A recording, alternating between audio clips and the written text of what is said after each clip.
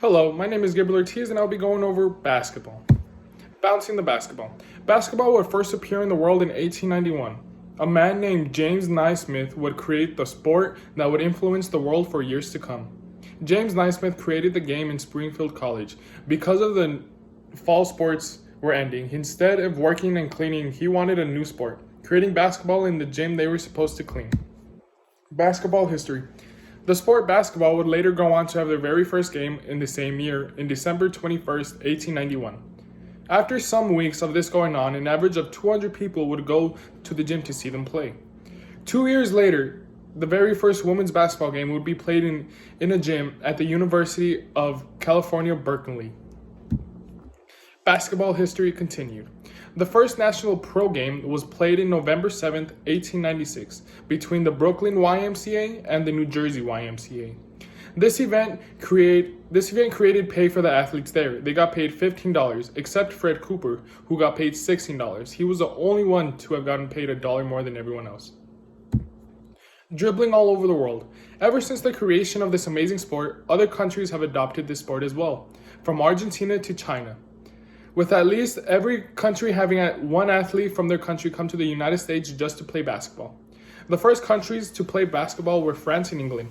Both of them were introduced in 1892. Dribbling the basketball continued. Germany was introduced into the world of basketball in 1896 by a physical educator named August Hermann. His son was exposed to the environment when he went to Boston for a new sport as an alternative when he went to Boston in search of a new sport for soccer, for women's sports. This first attempt was a fail though. Colleges and universities didn't start playing it until 1933 when August reintroduced basketball. Dribbling all over the world continued. Basketball appeared in China in 1895 due to the YMCA missionaries going to the States and seeing James' idea comes to life. They brought back to sport, but it wouldn't become a sport until 1933. A sport or pastime. Competitions. As of today, you can start putting your son and or daughter into youth leagues from the age of 5. Youth leagues are available in every city and help your child develop his or her basketball skills. Schools also offer sports, but only up in middle school. Competitions continued. Next level competition is middle school and or junior high. These grades are only 7th and 8th grade. This is where most students are introduced into the world of sports. High school is the last time most kids play in an organized sport.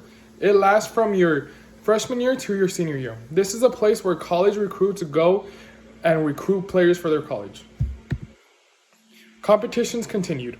College is the next second highest point of competing. Schools will pay you to play for them. Then you travel around the nation playing other teams for a chance to win a national championship. The NBA is the last level, the highest level. This is where basketball players make millions of dollars entertaining the audiences. This is a goal for most basketball players today. Olympics. Basketball would first appear in the Olympics in Berlin in 1936 thanks to Fog Allen. He put the first 2 rounds of basketball in an indoor tennis floor instead of a regular basketball court.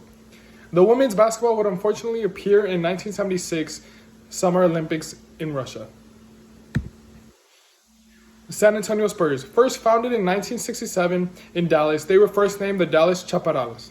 They were brought from said owners in the same year and moved to San Antonio, and then they changed their names from Dallas Chaparrals to San Antonio Spurs.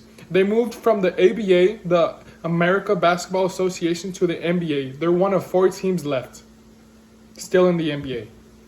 Thank you.